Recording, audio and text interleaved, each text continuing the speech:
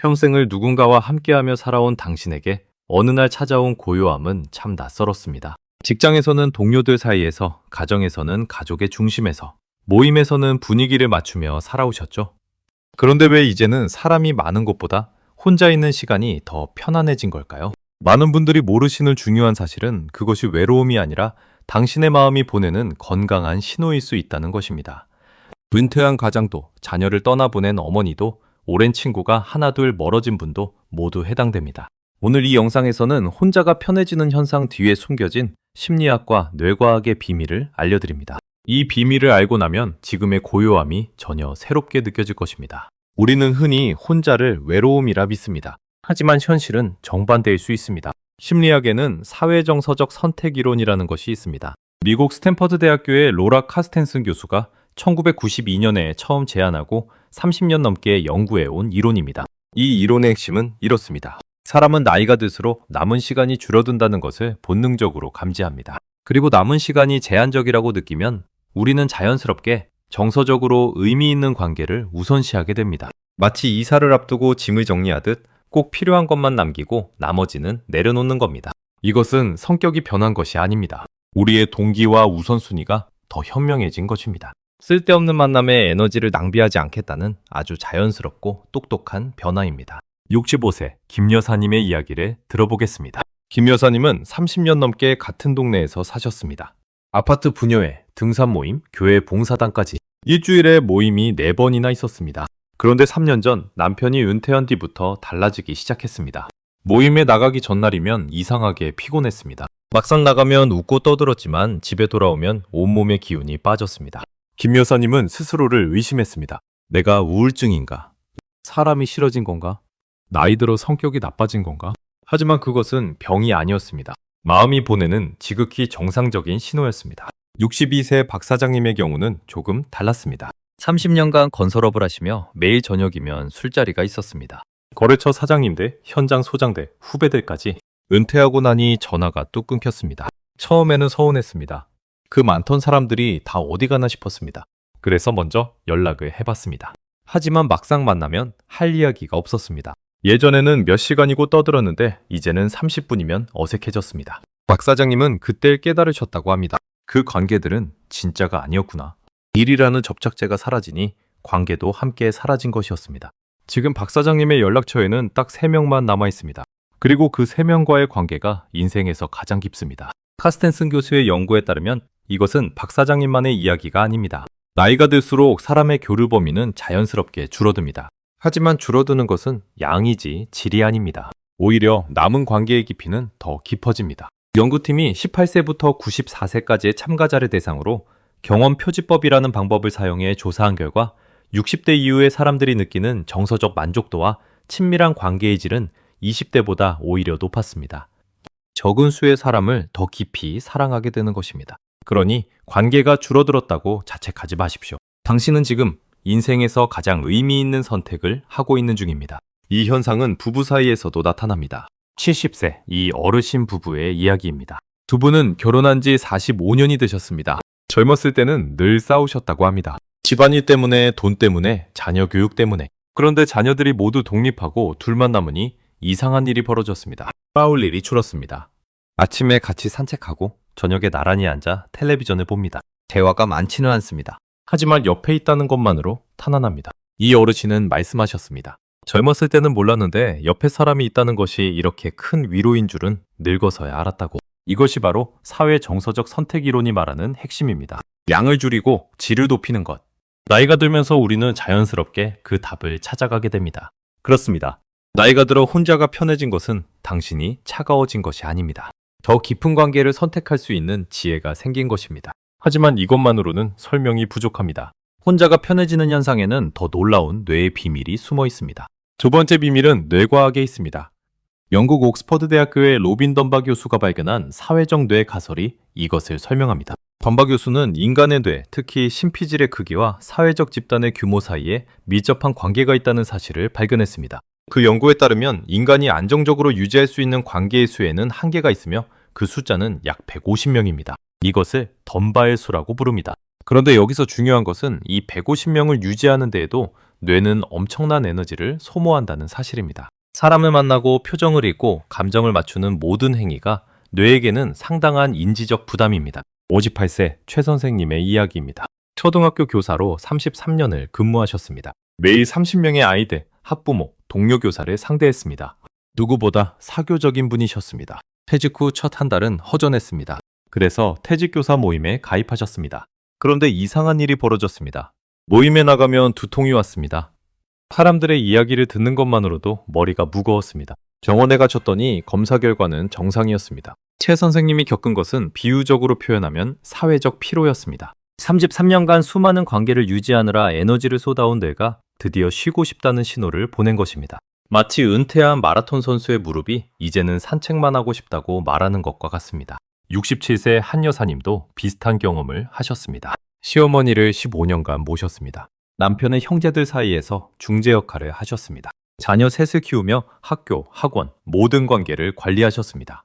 시어머니가 돌아가시고 자녀들이 모두 결혼한 뒤 한 여사님에게 찾아온 것은 공허함이 아니었습니다. 놀랍게도 안도감이었습니다. 더 이상 누구의 눈치도 보지 않아도 된다는 해방감. 아침에 눈을 떴을 때 오늘 만날 사람이 없다는 사실이 불안이 아니라 평화로 느껴졌습니다. 한 여사님은 처음에 이런 자신이 냉정한 사람인 줄 알고 걱정하셨습니다. 하지만 그것은 냉정함이 아니었습니다.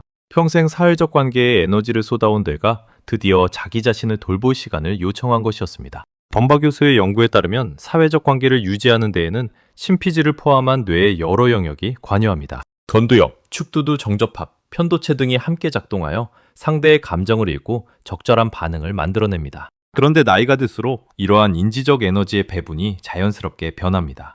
젊었을 때는 수십 명을 동시에 상대할 수 있었지만 60대 이후에는 관계의 수보다 질을 중시하는 방향으로 변화가 일어납니다.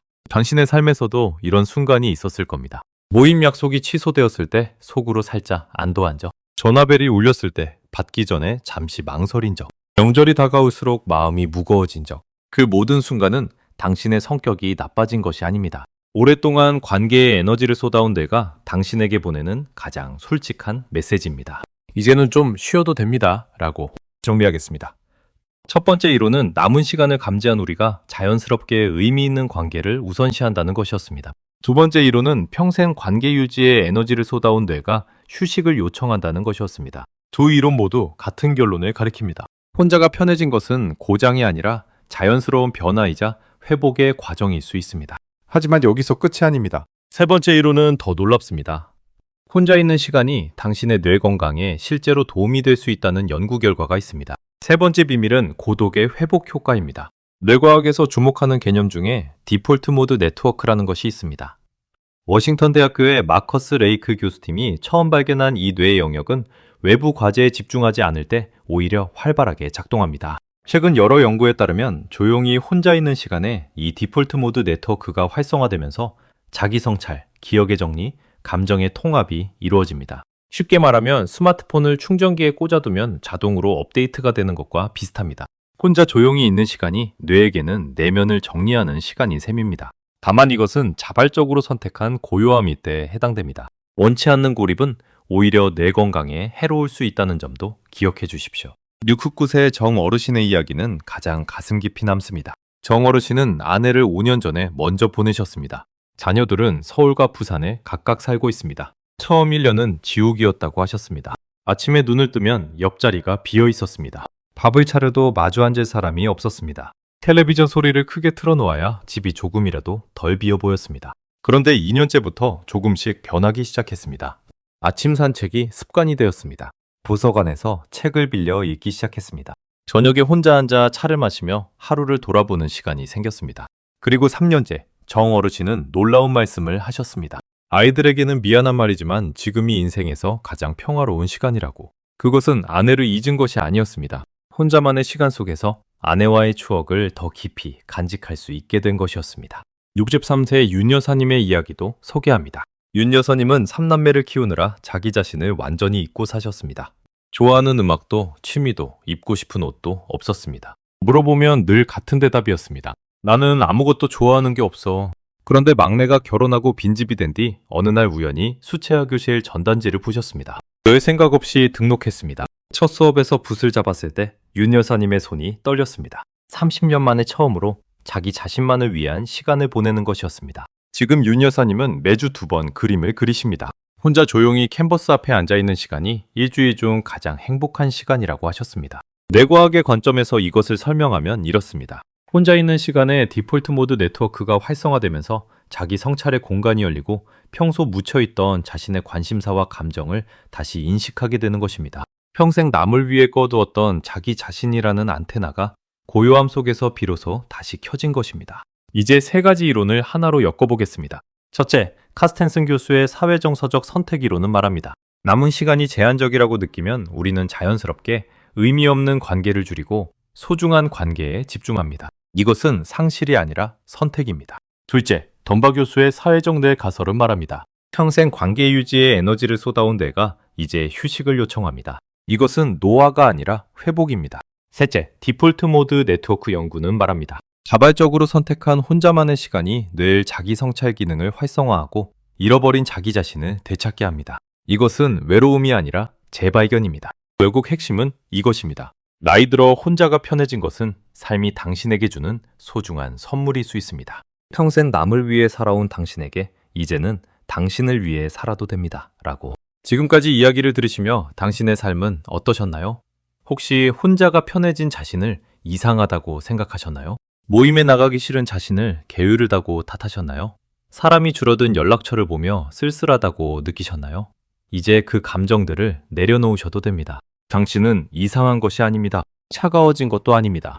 당신은 지금 인생에서 가장 현명한 시기를 보내고 있을 수 있습니다. 평생을 달려온 당신에게 이제 고요함이 찾아온 것은 벌이 아닙니다. 보상입니다. 그 고요함 속에서 당신은 비로소 자기 자신을 만날 수 있습니다. 그러면 오늘부터 무엇을 하면 될까요? 3가지만 기억하십시오.